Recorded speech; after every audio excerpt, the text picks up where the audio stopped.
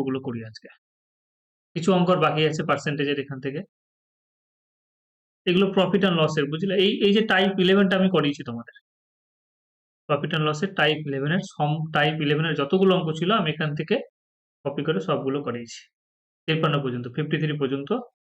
এবং এই type 13টাও important. এটা প্রফিট অ্যান্ড লসে আসবো, তোমরা করো এখান থেকে। যদি অসুবিধা হয়, আমি করিয়েছি, আমার ঠিক মনে আছে। আমরা টাইপ 14-এ যাব। টাইপ 14-এ ভালো কোশ্চিন। Question number 58।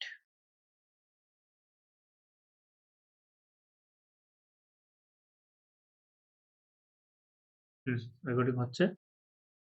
চলো, কি বলেছে? ABCD পারচেস এ ফ্ল্যাট আচ্ছা, ABCD পারচেস এ ফ্ল্যাট 56 লাখে। ABCD একটা ফ্ল্যাট পারচেস করেছে। রাইটিং এ কিছু ভুল আছে। দ্য শেয়ার অফ BCD, BCDর শেয়ার হচ্ছে 460% অফ এ। এটা মানে কি আগে বলো? 460% যদি আমরা বলি, এটাকে এরকম ভাবে লিখতে পারা যাবে না? 400% প্লাস 60%। ফার্স্ট করার জন্য বলছি। 400% মানে কত? 4। 20% মানে 1/5, 60% মানে 3/5। তুমি এরকম ভাবে করতে পারো, এরকম ভাবেও করা যাবে। যে আমরা যদি করি, একবারেও করা যাবে। যে 460, আমি জাস্ট এখানে দেখাচ্ছি। আমি 123/5, বরঞ্চ এটা ফার্স্ট হবে, কিন্তু তারপরে আমি এরকম ভাবে দেখাচ্ছি যে এরকম ভাবে করা যায়। এটাও কত হলো? 23/5। ল্যাঙ্গুয়েজে কি বলেছে দেখো, যে the share of B plus C plus D is 460% of P. তার মানে যে B plus C plus D, আমি যদি একটা লিখে করি তাহলে ক্লিয়ার হয়ে যাবে। দেখো, the share of B plus C plus D is 460%। 460% মানে 23/5 অফ কে? ফোর অফ মানে তো গুণ। 465% অফ এ, অফ মানে হচ্ছে গুণ, তাহলে এ লিখলাম। তার মানে B plus C plus D divided by A সমান হচ্ছে 23/5। মানে B plus C plus D যদি 23 টাকা ইনভেস্ট করে ফ্ল্যাট কিনতে গিয়ে, তাহলে এ কত টাকা ইনভেস্ট করছে? সেটা হচ্ছে 5 টাকা ইনভেস্ট করছে। এই হচ্ছে ল্যাঙ্গুয়েজ অনুযায়ী। কিন্তু আমরা এরকম ভাবে এত লিখে করতে যাব না, আমরা একবারে পার্সেন্টেজটা বের করব।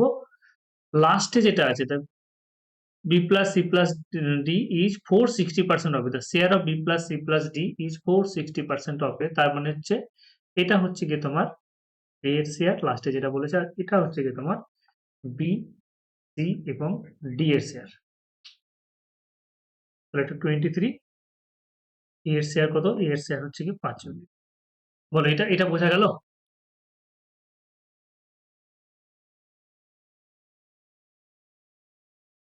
আলিয়া বননি, বোঝা গেল এটা? হ্যাঁ। হুম। এবার কি বলেছে দেখো, বলেছে যে এ প্লাস সি প্লাস ডি এর যেটা শেয়ার আছে, একবারে করছে, এটা আর লিখবো না। তারপরে কত হচ্ছে? 366 × 2 কত হবে বলো তো? একবারে তার ফার্স্ট ক্যালকুলেশন যদি করি কত হবে? এটা তো একটা হলো, যেটা আমরা এখানে বোঝালাম এরকম ভাবে লিখে। এটা আমি মুছে দিলাম। তারপরে আর একটা পার্সেন্টেজ বলেছে, সেটা 366%। একবারে ফার্স্ট করতে পারবো? 300, আমি তবু লিখেছি দেখো, 366 অলরেডি এটা করানো কিন্তু 3%। 300% প্লাস 66 × 2 পার্সেন্টেজটা। আচ্ছা, 300% আর 66 × 2 পার্সেন্টেজ বাইরে দিলাম। বাইরে দিলেও হবে না, এখানে লিখতে হবে 300%। আর একটা হচ্ছে কি তোমার 66/2 3%। 300% মানে 3, 66/2 মানে কত হয়ে যাবে? 2/3। 1/3 মানে 33/1/3%। তাহলে এটা হয়ে গেল তোমার 11/3। 11/3 এটা মানে কি? নিচেরটা হচ্ছে ল্যাঙ্গুয়েজের শেষেরটা, the share of A plus C plus D is 366 2/3% of B. তাহলে এটা কার হবে? বি এর। আর এটা কার হবে? তোমার হচ্ছে এ প্লাস সি প্লাস ডি। এ প্লাস সি প্লাস ডি, এটা হচ্ছে 11। আর বি এর শেয়ার কত? সেটা হচ্ছে 3। লাস্ট কি বলেছে? লাস্ট আর একটা বলেছে, সেটা হচ্ছে গিয়ে শেয়ার অফ সি এর শেয়ার, মানে সি এর শেয়ার হচ্ছে 40% of A plus B plus D. তাহলে 40% মানে আমরা জানি 40% মানে 2/5 হয়। লাস্টে কি আছে? লাস্টে হচ্ছে কি এ প্লাস বি প্লাস ডি। এই ল্যাঙ্গুয়েজে দেখো এ প্লাস বি প্লাস ডি বলেছে, আর সি প্রথমে আছে তাহলে এটা সি হবে। তাহলে সি এবং কি হচ্ছে এ প্লাস বি প্লাস, বেশ এ প্লাস বি প্লাস ডি এর শেয়ার হচ্ছে 5 ইউনিট এবং সি এর শেয়ার হচ্ছে গিয়ে তোমার 2। আচ্ছা, এবার একটা জিনিস দেখো, এখানে আমি অনুপাতে নিই তাহলে ক্লিয়ার হবে ব্যাপারটা।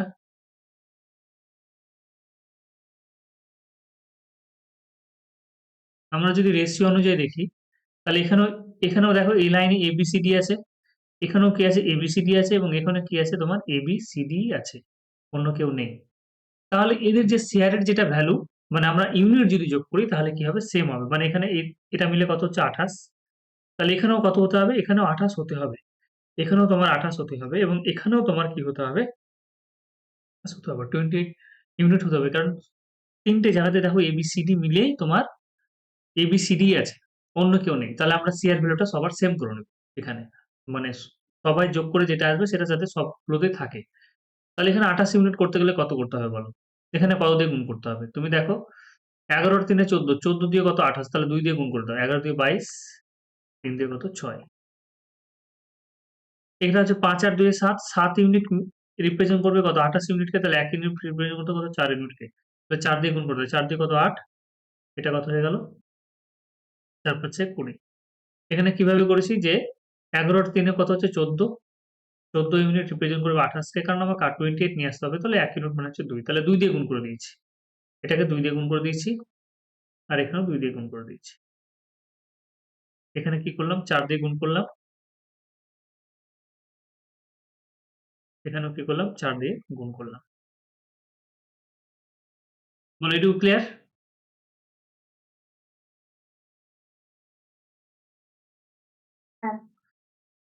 তাহলে এবার বলো যে আমাকে ডি এর শেয়ার বের করতে হবে। তো এখানে A plus B plus C plus D, এই চারজন মিলে যেটা শেয়ার হচ্ছে সেটা হচ্ছে 28 ইউনিট এবং 28 ইউনিটের ভ্যালু কত 56 লাখ। 28 ইউনিটের ভ্যালু হচ্ছে 56 লাখ। তাহলে আমরা যদি বলি যে 1 ইউনিটের ভ্যালু কত হবে, 1 ইউনিটের ভ্যালু কত হয়ে যাবে, সেটা হচ্ছে তোমার 28 দিয়ে ভাগ করে দেবো, তার মানে 2 লাখ। এবার ডি এর শেয়ার যদি বের করতে চাই, ডি এর আমরা যদি শেয়ার বের করতে চাই তাহলে আমাকে কি করতে হবে, দেখো এখানে এ এর শেয়ার তুমি দেখে বুঝতে পারছো, এ এর শেয়ার কত 5 ইউনিট, এখানে বি এর শেয়ার দেখে নাও, বি আছে, বি এর শেয়ার কত 6 ইউনিট আছে, আর এখানে সি এর শেয়ার কত আছে, সি এর শেয়ার হচ্ছে কি তোমার দেখে বুঝতে পারছো 8 ইউনিট আছে। তাহলে এ বি এবং সি এর শেয়ার তো পেয়ে গেলাম, কত হচ্ছে এ বি সি এর শেয়ার, সেটা হচ্ছে 5 6 11, 11 টা 19। তাহলে ডি এর শেয়ার মানে কত, টোটাল 28 ইউনিট থেকে আমরা কি করলাম, এবিসিডি মানে 28, 28 ইউনিট থেকে আমরা বাদ দিচ্ছি কাকে, এ plus B plus C K, যেখানে এ এর শেয়ার হচ্ছে গিয়ে তার মানে কত হচ্ছে 28 মাইনাস এ এর শেয়ার হচ্ছে গিয়ে তোমার 5, বি এর শেয়ার হচ্ছে গিয়ে তোমার 6 আর সি এর শেয়ার হচ্ছে গিয়ে তোমার 8। 8 6 11 8 কত 19, তাহলে কত হয়ে গেল 9 ইউনিট। এই 9 ইউনিটের ভ্যালু তাহলে কত হয়ে যাবে, 9 ইন্টু 2, 18 লাখ। খুব সুন্দর একটা অঙ্ক, বলো অঙ্কটা বুঝতে পারলে কিনা। লাস্টেরটা একটু আরেকটু বলবা? এই যে দেখো আমাকে ডি এর শেয়ার চেয়েছে কোশ্চেনে, তাহলে ডি এর শেয়ার যদি আমরা বের করতে চাই তাহলে এ বি সি ডি চারজন মিলে শেয়ার কত 28 unit, A B C D মিলে আমরা চারজনের ইউনিট কত পেয়েছি, এ বি সি ডি দেখো এখানে এ বি সি ডি মানে 28 ইউনিট শেয়ার, এখানে এ বি সি ডি মানে 28 ইউনিট শেয়ার, এখানে এ বি সি ডি মানে 28 ইউনিট শেয়ার। তাহলে এখান থেকে যদি এ বি সি কে বাদ দিয়ে দিই, ই এর শেয়ার কত 5 ইউনিট, এ এর শেয়ার হচ্ছে 5 ইউনিট, বি এর শেয়ার হচ্ছে গিয়ে কত 6 ইউনিট এবং সি এর শেয়ার কত, সেটা হচ্ছে 20 ইউনিট, সরি সি এর শেয়ার হচ্ছে গিয়ে 8 ইউনিট, সি এর যেটা শেয়ার সেটা হচ্ছে এই যে দেখো এটা হচ্ছে 8 ইউনিট শেয়ার। তাহলে এই তিনটে শেয়ারকে যদি আমরা বাদ দিয়ে দিই, সি এর শেয়ার যেটা হচ্ছে 8 ইউনিট, এই তিনটে শেয়ারের যোগফলকে যদি বাদ দিয়ে দিই তাহলে 5 6 11 8 19, এটা যদি বাদ দিই তাহলে কত পেলাম 9 ইউনিট। এই 9 ইউনিটের ভ্যালু তাহলে কত হচ্ছে, 1 ইউনিটের ভ্যালু যদি 2 লাখ হয় তাহলে 9 ইউনিটের ভ্যালু কত 18 লাখ, 18 লাখ।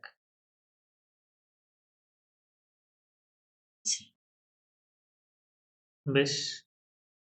তাহলে এটা একটা টাইপের মধ্যে পড়ছে, এটাকে একটা অঙ্কের মধ্যে রেখেছি আমরা। দেখো পরের কোশ্চেনটা, কোশ্চেন নম্বর 15 তোমরা করতে পারছো কিনা।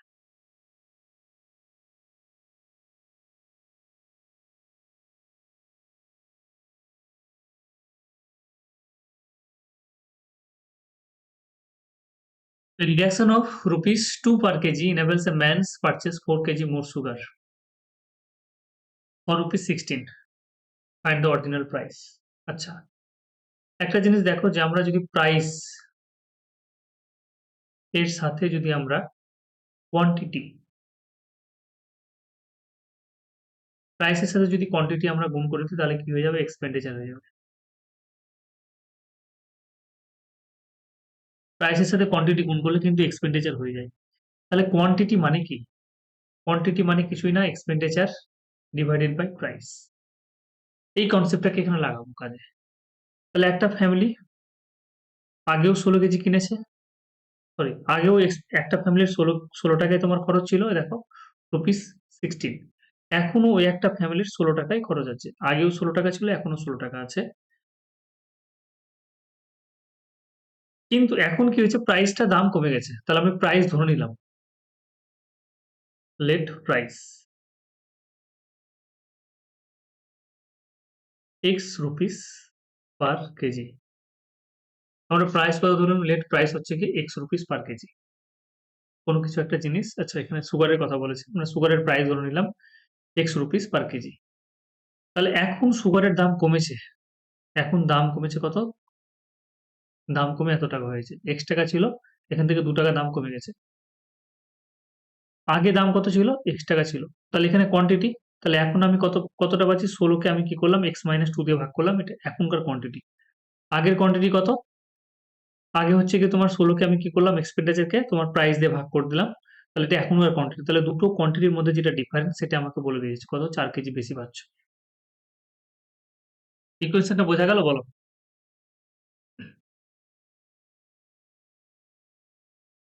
এটা এভাবেই করতে হবে। হ্যাঁ, তাহলে আমরা কি করব, দুটো অপশন আছে এখান থেকে তোমার করার। একটা হচ্ছে গিয়ে নর্মাল ক্যালকুলেশন করা, লসাগু করা, লসাগু করে ক্যালকুলেশন করবে, দ্বিঘাত সমীকরণ আসবে, দ্বিঘাত সমীকরণকে সমাধান করবে। আরেকটা হচ্ছে hit and trial method use করা, যে আমি এক একটা করে অপশন নিব আর এটাকে স্যাটিসফাই করে দেখবো যে 4 আসছে কিনা। 3টে অপশন আছে, দেখো 3 আছে, তারপর হচ্ছে গিয়ে তোমার 4 আছে, 5 আছে, আর হচ্ছে গিয়ে 6। আমি একটা করে অপশন নিচ্ছি। প্রথমটায় যদি আমি 3 বসাই, প্রথমটা যদি 3 বসাই তাহলে কিন্তু আসবে না। কেন? যে 16কে তুমি যদি 3 মাইনাস 2, দেখো এখানে কেন হচ্ছে না, যে 16 ডিভাইডেড বাই 3 মাইনাস 2 মানে 1 মাইনাস 16 বাই 3। এটা ক্যালকুলেশন করে এখানে 16কে আমি কাটতেই পারলাম না, তাহলে এখান থেকে কোনোভাবেই তোমার কিন্তু 4 আসবে না। ঠিক আছে? এটা কোনোভাবেই 4 আসবে না, মানে স্যাটিসফাইড, নট স্যাটিসফাইড যদি বলতে পারি।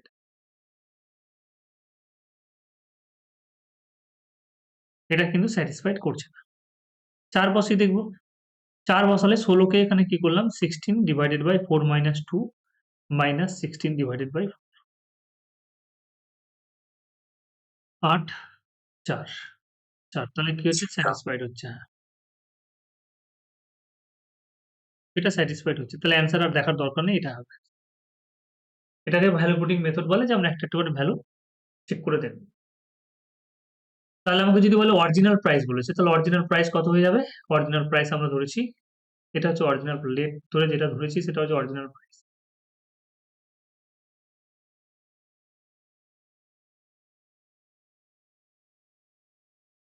এটা হচ্ছে original price, let original price হচ্ছে কত, এক্স রুপিস পার কেজি। তাহলে এটা হচ্ছে অ্যান্সার, এটাই অ্যান্সার, আর দেখার দরকার নেই। পরের কোশ্চেনটাও সেম, কিন্তু পরের কোশ্চেনটা আমি একটু করে দেখাচ্ছি, কারণ এখানে ডজনের ব্যাপার বলেছে, যদি আবার গন্ডগোল হয়ে যায় তোমাদের অনেক সময়। সেম কোশ্চেন বলেছে, দেখো a reduction of 50 paisa per dozen in a price of eggs, a person buy 1 dozen more egg for rupees 66. Find original price.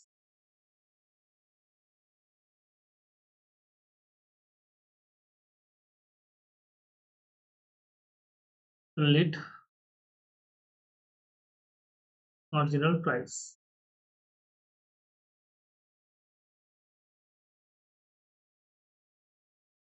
x rupees, এখানে কেজি না, এখানে x rupees per dozen. x rupees per dozen ধরলাম। এখন কিন্তু দাম কমে গেছে। দেখো তো একই কনসেপ্ট, যে কোয়ান্টিটি মানে এক্সপেন্ডিচার ডিভাইডেড বাই হচ্ছে গিয়ে প্রাইস। এক্সপেন্ডিচার আগেও কিনেছি যা, এখনো তাই কিনছি, ৬৬ টাকার জিনিসই কিনছি।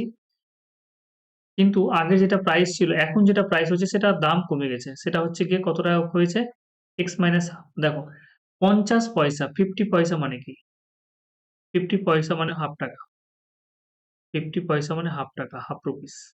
৫০ কে ১০০ দিয়ে ভাগ করে দিলাম, 50 পয়সা মানে হচ্ছে হাফ টাকা।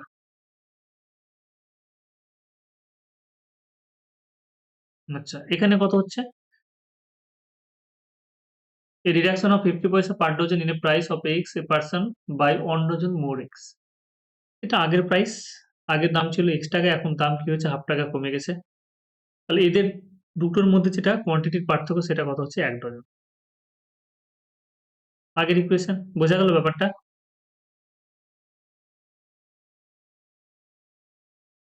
আমি এটাকে সিম্পলিফাই করছি।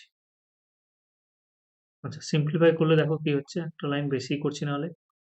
66 কে ডিভাইড, এখানে লসাগু করলে কত হবে, 2x মাইনাস 1 ডিভাইডেড বাই কত, 2 minus 66 by x this equals to 1। এখানে আবার যদি ক্যালকুলেশন করা যায় তাহলে কত হয়ে যাবে, এই দুইটা কিন্তু উপরে চলে যাবে, হ্যাঁ, উপরে 66 সাথে গুণ হয়ে যাবে। তাহলে 132 divided by 2x minus 1 minus 66 divided by x this equals to 1। এবার অপশন দিয়েছে তোমাকে, অপশন হচ্ছে কি তোমার 5 6 7 8। অপশন হচ্ছে 5 6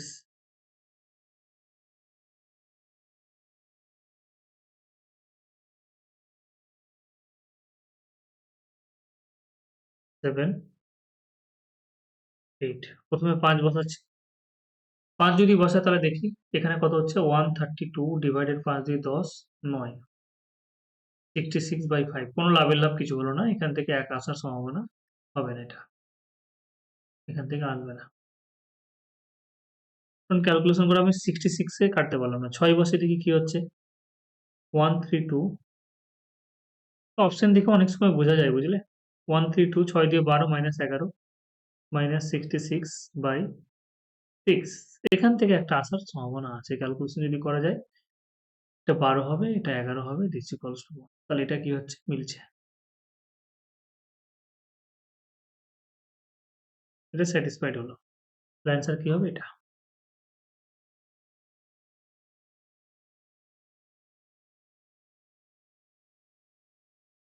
ঠিক আছে, বোঝা গেল।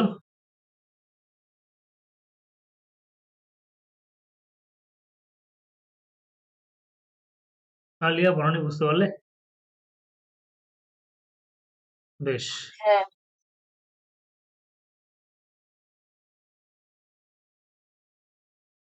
ভালো কোশ্চেন, এটাও দেখো।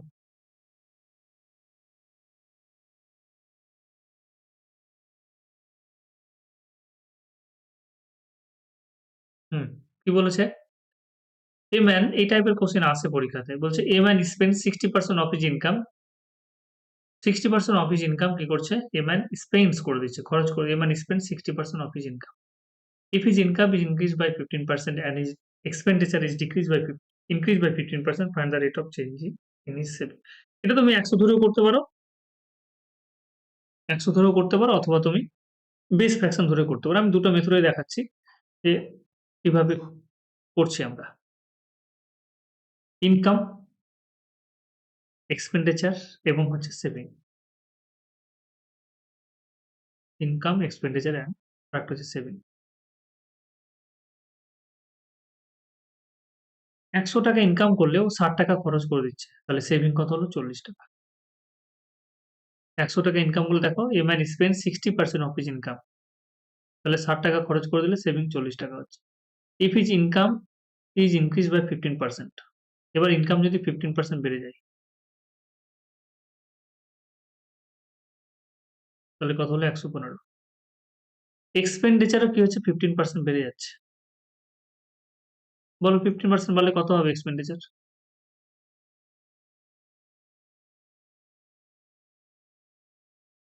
60 এর 15% কত? 60 এর 15% মানে কত?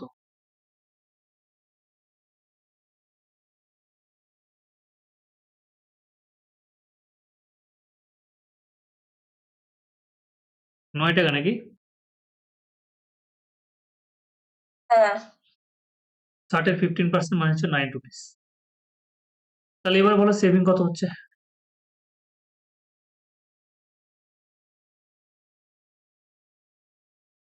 15 থেকে 9 বাদ দিলে 6, 7, 11 থেকে 7 বাদ দিলে 4, 46।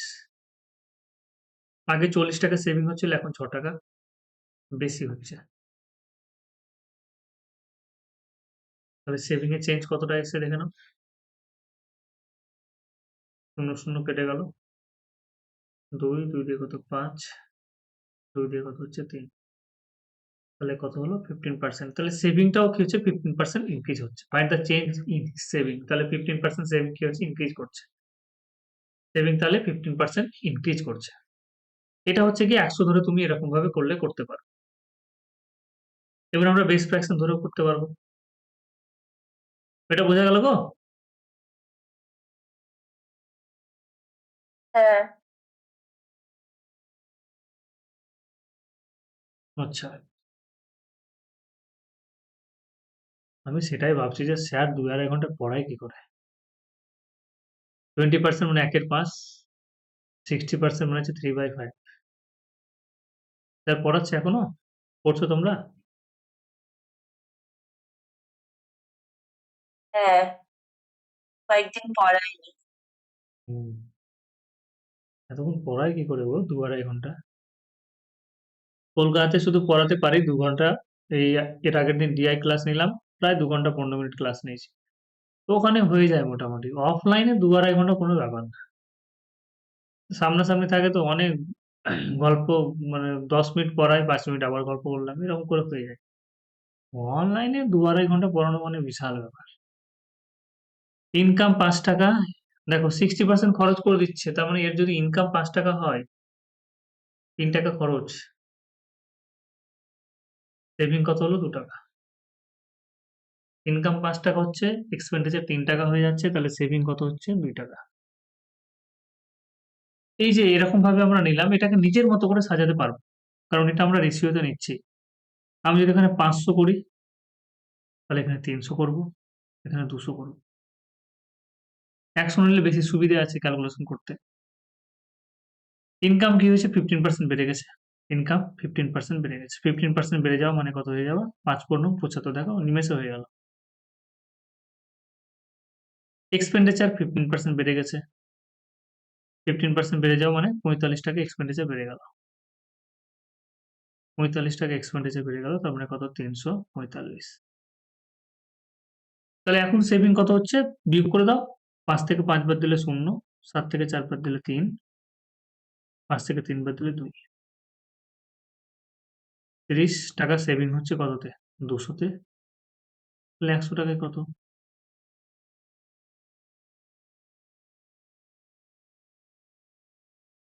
15%। Find the percentage change in his saving, তাহলে 15%। বোঝা গেল? 2 ভাবেই করতে পারো।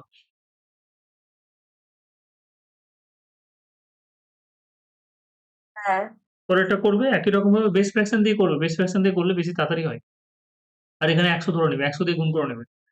রেশিওকে 100 দিয়ে গুণ করে নেবে। একবারে D2 একই রকম। 62 নম্বর একবারে সেম। 62 নম্বর আমি করাবো না।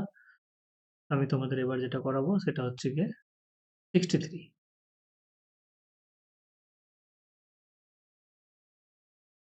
ইনকাম। এখানেও বলে দিয়েছি ইনকাম কত আছে দেখো। ইনকাম এখানে আমাকে বলেছে 8550।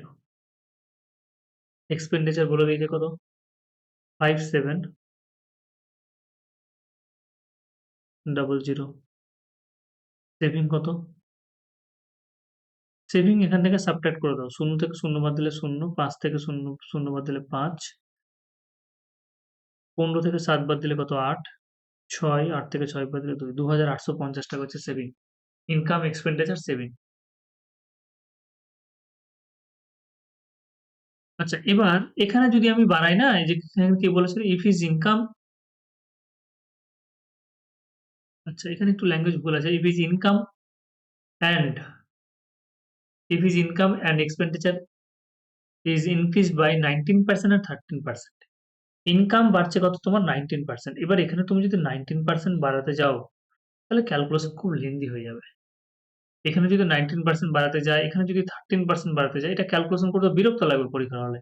এরকম ভাবে ক্যালকুলেশন করলে তোমার একটা অঙ্কও করতে পারবে না। হ্যাঁ, তো আমি এখানে চেঞ্জ করে নেবো। কি করবো? আমার নিজের মতো করে রেশিও সাজাবো।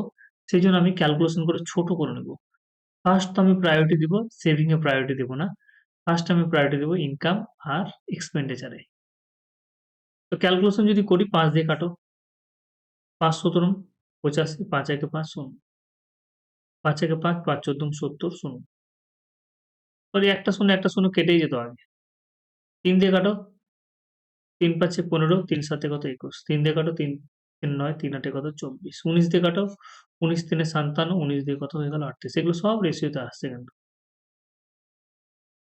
তাহলে এখানে যদি ইনকাম আমি 300 টাকা করি, এবার এক্সপেন্ডিচার যদি 200 টাকা করি, তাহলে নিশ্চয়ই সেভিং আমি কত করব? 100 টাকা করব। ওটাকে কেটে আমি ছোট করে নিলাম। এবার আমাকে ক্যালকুলেশন করতে সুবিধা হবে। তাহলে ইনকাম বেড়ে কত হলো? ইনকাম বাড়ছে তোমার 19%। 19% ইনকাম বাড়ে কত? মানে 57 রুপিস। এক্সপেন্ডিচার বাড়ছে কত পার্সেন্ট? 13%। 13% বেড়ে যাওয়া মানে 26 টাকা বেড়ে যাবে এক্সপেন্ডিচার। সেভিং পরে আসছে। তাহলে ইনকাম কত হলো? 357 টাকা। এক্সপেন্ডিচার কত হলো? 226। সেভিং কত হচ্ছে দেখে নাও। 7 থেকে 6 বাদ দিলে 1। 7 থেকে 6 বাদ দিলে 1, 5 থেকে 2 বাদ দিলে কত? 3। 3 থেকে 2 বাদ দিলে কত? 1। 100 টাকা ইনকাম, 100 টাকা সেভিং আগে ছিল, এখন 31 টাকা। তাহলে কত হলো? 31%। Are the change in his saving, তাহলে সেটা হচ্ছে 31%। বোঝা গেল?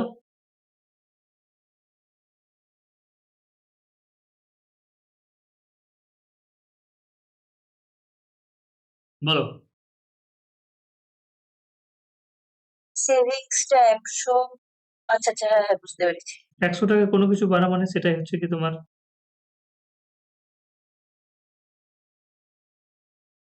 ইন্টারেস্ট। ইন্টারেস্ট বলছি, সেটা হচ্ছে সেভিং এর পার্সেন্টেজ। মরণে বোঝা যাচ্ছে?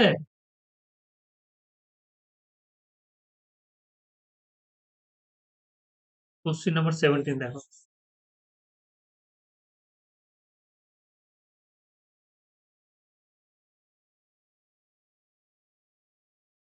Sorry, question number 64। একটা করেছে, একটা ট্রাই করবে। কি বলেছে? The population of a town is increase by 60। তাহলে পপুলেশন ইনক্রিজ করলো কত? 16.2 এর 3%। প্রথমটা তো ইনক্রিজ করলো first year by 37 1/2%। Second year এটা ডিক্রিজ হবে, হ্যাঁ, by 37 1/2% decrease in second year. দেখবে তোমাদের আরেকটা যেটা পিজি পারে সেখানে কারেকশন করা আছে, 37 1/2% ডিক্রিজ। সেকেন্ড ইয়ার কি হলো? পপুলেশন তোমার কমে গেল কত? 37 1/2% ডিক্রিজ। আবার তোমার থার্ড ইয়ার কি হচ্ছে? পপুলেশন বাড়ছে, সেটা কত হচ্ছে? 57 1/7%। যাবে না? হুম। এক্সক্লুডে করা যাবে না এটা? হ্যাঁ, এক্স করা যাবে, কিন্তু এক্স করতে যাবো না, কারণ এখানে ফ্র্যাকশন গুলো দেখো কেমন দেওয়া আছে। ঠিক আছে, ফ্র্যাকশন গুলো দেখো। এটাকে এক্স করলে তোমার মাথা খেয়ে নিবে। তাহলে এখানে কি বলেছে দেখো, বেস ফ্র্যাকশন তাহলে কত হবে? 16.2 এর 3% মানে 1/6, তাই না? এটা কত হবে গো? মনে পড়ছে দেখো তো, 3/8। ইনক্রিজ মানে প্লাস দিলাম, ডিক্রিজ মানে মাইনাস দিলাম। মনে পড়ছে এটা 4/7 হবে। কেন? 1/8 মানে হচ্ছে 12.2%, তাহলে 3/8 মানে 37.2%। 1/7 মানে 14.1%, তাহলে 1/7 মানে 14.2%, তাহলে 4/7 মানে 57.1%। এগুলো আমরা বেস ফ্র্যাকশন করেছি। আচ্ছা, এরকম ভাবে বাড়তে কমতে গিয়ে 3 বছর পরে দেখো, then find the population of 3 year ago. 3 বছর আগের পপুলেশন চেয়েছে। If the present population of the town is এত। তাহলে প্রথম বছর এত পার্সেন্ট বাড়লো, দ্বিতীয় বছর এত পার্সেন্ট কমলো, তৃতীয় বছর আবার এত পার্সেন্ট বাড়লো, দিয়ে প্রেজেন্ট পপুলেশন কত হয়েছে এত। কিন্তু আমার চেয়েছে find the population of 3 years ago. 3 বছর আগের পপুলেশন আমি ধরে নিলাম এক্স, 3 বছর আগের যেটা পপুলেশন সেটা হচ্ছে এক্স ধরলাম। এবার এটা কি হয়েছে, প্রথম বছর বাড়ছে, 6 জন থাকলে 7 জন হয়েছে, তাহলে এক জনে কত। দ্বিতীয় বছর আবার কমছে, 8 জন থাকলে 3 জন কমে যাচ্ছে, মানে 5 জন হচ্ছে, তাহলে এততে কত। তৃতীয় বছর কি হচ্ছে, 7 জন থাকলে কি হচ্ছে, 4 জন বেড়ে যাচ্ছে, 11 জন, 7 জন থাকলে 11 জন, তাহলে এত জনে কত। এবং এটা সমান তোমাকে বলে দিয়েছে কত, 165,000,000। তাহলে কিছুই না, ক্যালকুলেশন করতে হবে। এখানে 7 এর সাথে 7 কেটে গেল, 11 সাথে কাটো, 11 একে 11, 5 11 কত, 55, 3টে শূন্য, 5 দিয়ে কাটো, 5 3 কত, 15, 3টে শূন্য। x সমান কত, 6 8 কত, 48, 48 ইন্টু 3000, 3টে শূন্য, 3 8 24 এর 4, 3 4 12 আর 2 14। 3 বছর আগে যেটা পপুলেশন ছিল সেটা হচ্ছে এতজন।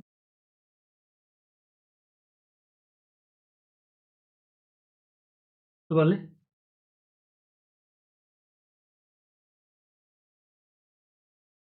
হ্যাঁ।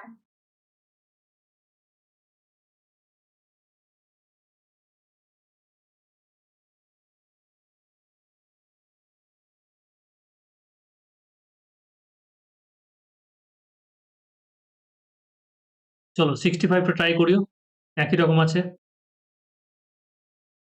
Find the income, income x ধরে নিবে, 5% of his income, এবার spends 5% of his total income in traveling। এবার যেটা বেঁচে থাকলো 5% খরচ করার পরে 95% বেঁচে থাকবে, and 20% of the rest is spent in food, and then he did not donate কত করছে, 120 টাকা। দেখে নাও কোশ্চেন নাম্বার 65। ইনকাম আমি x টাকা ধরে নিলাম, 5% যদি কেউ খরচ করে দেয়, 5% মানে হচ্ছে গিয়ে তোমার 1 এর 20, 20 টাকা ওর ইনকাম হলে ও 1 টাকা খরচ করে দিচ্ছে, তার মানে থাকছে ওর কাছে পড়ে কত, 19 টাকা। 20 টাকা 19 টাকা পড়ে আছে, তাহলে x টাকা ইনকাম আছে, তাহলে x এ কত।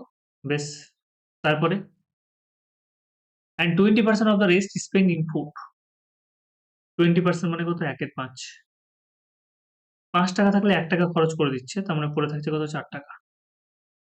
5 টাকায় 4 টাকা পড়ে থাকছে, তাহলে এত টাকা কতটা পড়ে থাকছে। এবং এই টাকার মধ্যেও আবার কি করছে, 120 টাকাও ডোনেট করে দিচ্ছে। এই যে পুরো টাকাটা বেঁচে আছে ওর কাছে, এখান থেকে 120 টাকা ডোনেট করে দিল, and still left কত, 1400 রুপিস। এখন ওর কাছে 1400 টাকা পড়ে আছে, and his income। তাহলে আমরা ক্যালকুলেশন করবো, এটার সাথে এটা কেটে গেল, 4 5 20, তাহলে x ইন্টু 19/25, 1500 কত, 20, 19 দিয়ে কাটো, 80, 8 9 72 2, 8 1 7 15, তাহলে x সমান কত হয়ে গেল, 80 ইন্টু 25, 8 25 কত, 200, একটা রুপিস। ফাইন্ড হিজ ইনকাম, তাহলে কত, 2000 টাকা। বোঝা গেল গো।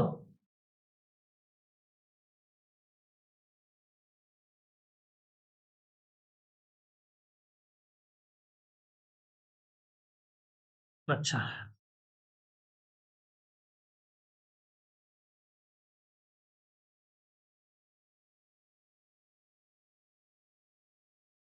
আলিয়া বুঝতে পেরেছো?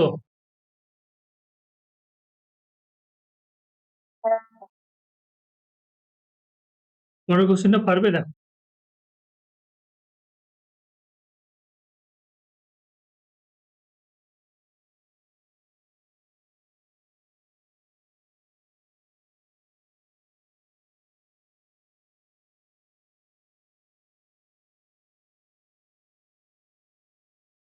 দেখে নাও, 1 2 অঙ্ক দেখাই।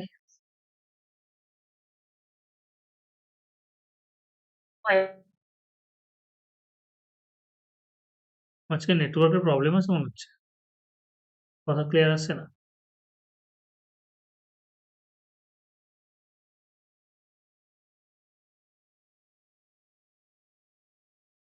কি বলেছে? In a class of 60 children 30% children can speak only English. এরকম অঙ্ক আমরা সুবীর দাসের বই অনেক করেছি।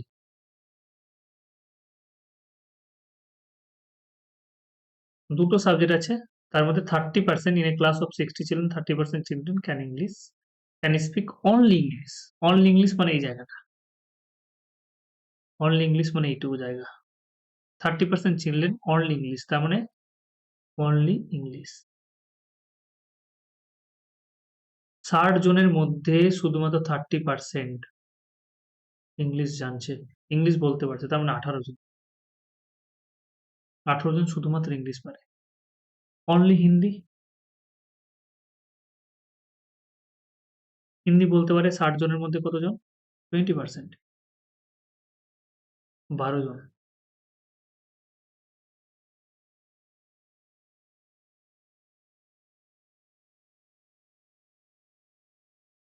এই 12 জন শুধুমাত্র হিন্দি পারে।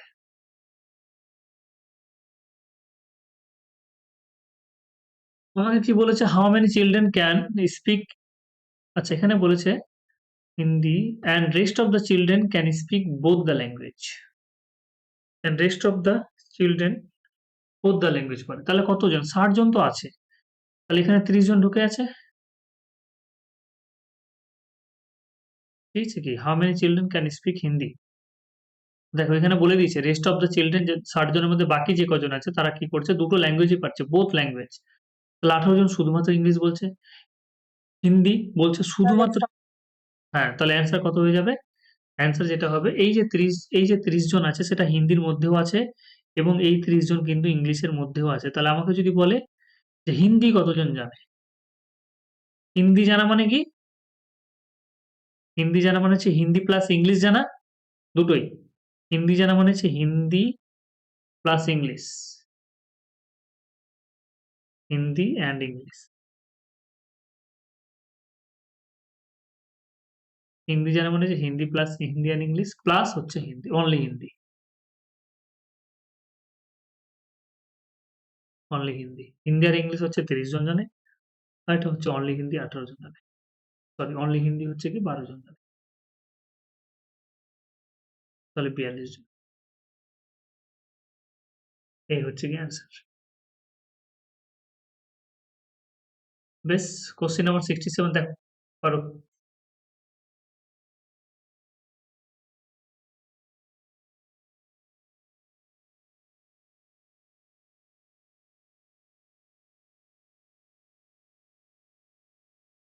পারবো।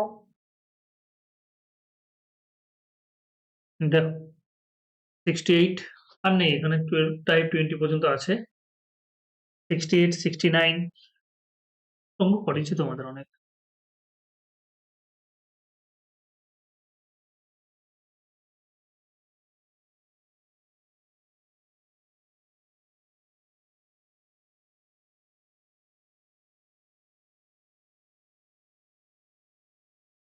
হ্যাঁ, হয়ে যাবে তো। দেখো পরপর 70,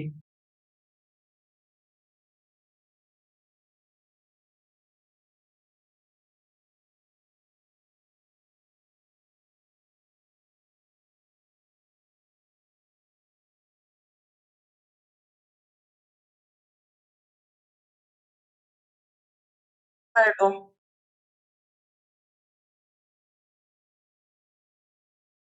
বলো। লাস্ট 3টে অঙ্ক করে দিয়েছিলাম, দেখো 71, 72, 73 এই 3টে অঙ্ক কিন্তু করে দিয়েছি তোমাদের।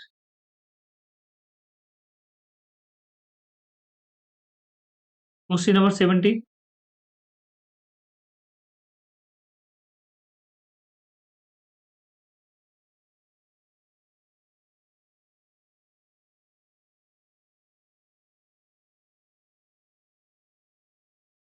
ওটা কি এক্স ধরবো নাকি এক্স ওয়াই? এটা এক্স ধরেই এক্স করতে ওয়াই হবে। ধরবো। হ্যাঁ, এটা এক্স বাই ওয়াই ধরেই করতে হবে, এটাতে কিছু করার নেই। তাহলে হয়ে যাবে।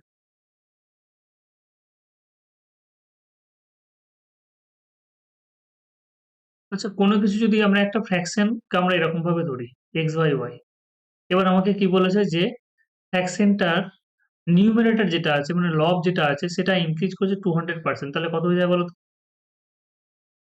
300/100 হবে না? যদি বলতো 20% ইনক্রিজ করেছে, তাহলে আমরা কোন একটা সংখ্যা x আছে 20% ইনক্রিজ করেছে, মানে সংখ্যাটা কত? তাহলে নিশ্চয়ই 120/100 করতাম। তাহলে এখানে আমাকে বলেছে 200%, তাহলে কি করবো? 100 প্লাস 200 মানে 300/100।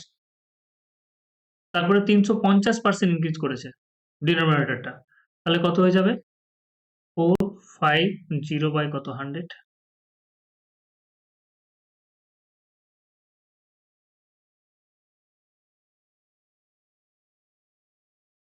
5/12 হবে।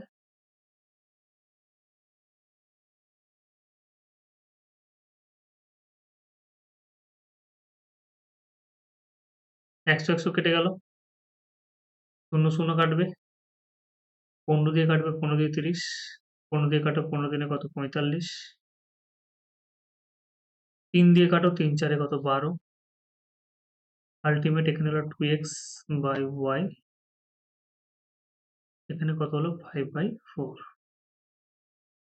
x বাই ওয়াই সমান হচ্ছে 5/8।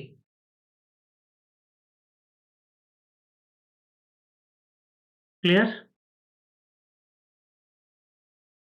হ্যাঁ, বেশ, তাহলে যে কটা অঙ্ক তোমাদের বাকি আছে সেই অঙ্কগুলো তোমরা, যেগুলো অঙ্ক আমি ছেড়ে দিলাম সেগুলো একটু অঙ্কগুলো দেখো, অ্যান্সার মিলছে কিনা। আর এই 3টে অঙ্ক করেছিলাম, এই 3টে অঙ্ক আবার করো একবার নিজে থেকে, কারণ এই কোশ্চেনগুলো কিন্তু পরীক্ষাতে আসে। পার্সেন্টেজ আমার মোটামুটি কমপ্লিট হয়ে গেল, এবং বইয়ের অঙ্কগুলো এবং এখান থেকে কিছু অঙ্ক আর প্রিভিয়াস ইয়ারের কিছু অঙ্ক করলে আর কোনো অঙ্ক বাকি থাকবে না তোমাদের পার্সেন্টেজ। তাই সব কোশ্চেন আমরা করে নিলাম। এরপরে কোন চ্যাপ্টার করবে বলো? প্রফিট লসটা কি করে নেবে নাকি টাইপ টাইপ ধরে? হ্যাঁ ওটাই করো। প্রফিট লসটা করে নাও, ওখানে সিম্পল ইন্টারেস্ট তোমাদের বই থেকে যেরকম ভাবে করিয়েছি বা আমার থেকে খাতা থেকে লিখে লিখে করেছি হয়তো কিছু অঙ্ক। কম্পাউন্ড ইন্টারেস্ট তো অনেক সুন্দরভাবে করানো হয়েছে, টাইপ ধরে ধরে, কম্পাউন্ড ইন্টারেস্ট অসুবিধা নেই। Time and work, time and distance ভালোভাবেই করানো হয়েছে, ওগুলোতে চাপ হবে না। ঠিক আছে, এরপরের ক্লাস আমরা তাহলে তোমাদের প্রফিট এন্ড লসই করাবো আমার পিডিএফ থেকে।